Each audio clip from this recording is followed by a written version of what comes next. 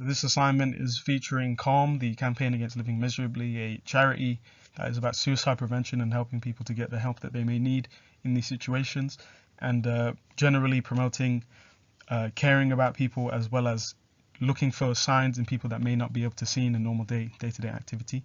So the objectives for this assignment were to be able to direct the audience for Calm that's been generated from before towards helplines, resources, and all sorts across different platforms.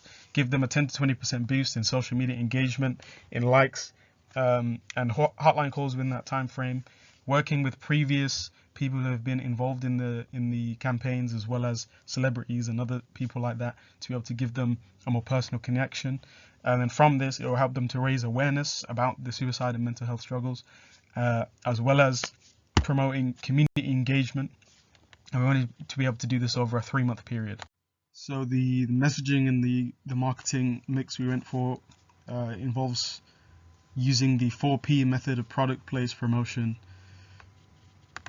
and price. The overall messaging that we went for was to avoid shock tactics, as this is what they used in the last campaign, which is the last photo.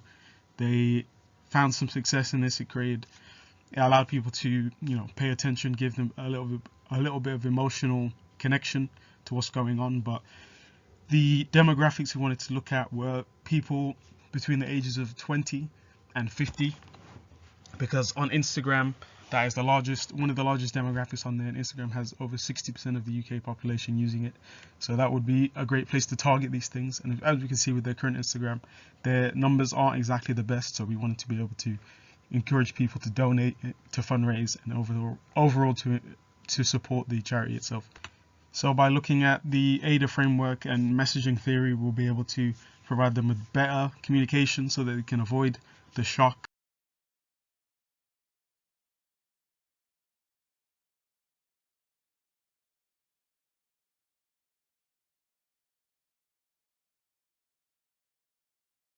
We can see here their only call to action that they have.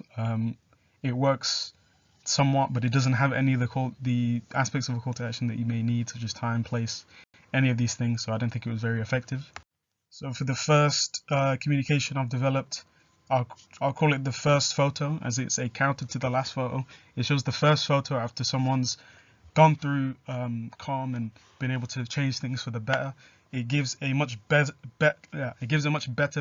messaging framing than the last photo, as it gives people hope, and it's encouraging people to engage as well, because you can share your own selfie, your own smile, and your own story as well, so that people who are curious can engage with you. It would all have to go up on on the website or on a secondary site where people can read the stories and different information people have given about what they're going through, and I think all of this will be an overall positive.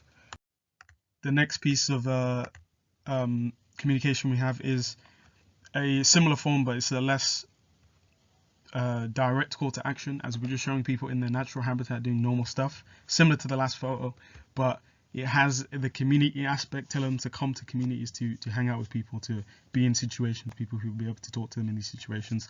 And all of these use the RACE framework to further emphasize the engagement that we'll be able to find with this. So we put them on TV.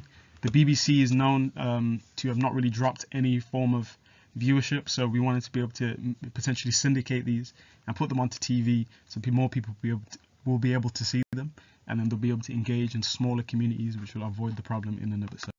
Next is the budget breakdown, and we want to be able to use these different things to increase engagement, as that's our main goal. Hotline call volumes and website traffic, social media posts, and we think by using these various different things like YouTube pre-roll ads, TV product placement, paying people for video editing, for graphics, and all of that will help to further this cause. Finally, there may be some limitations or some ethical concerns, such as triggering content, the privacy aspect, and exploitation.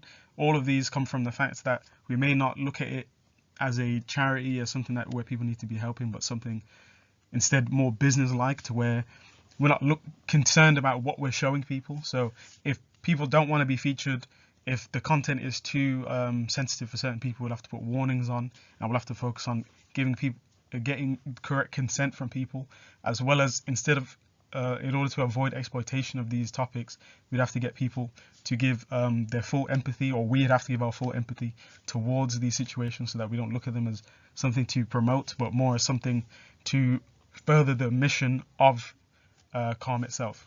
Thank you.